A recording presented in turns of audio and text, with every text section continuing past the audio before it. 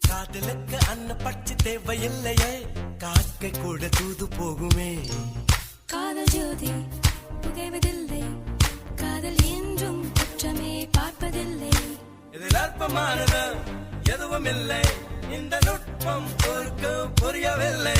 வானும் மண்ணும் மாறியே போகும், காதல் என்றும்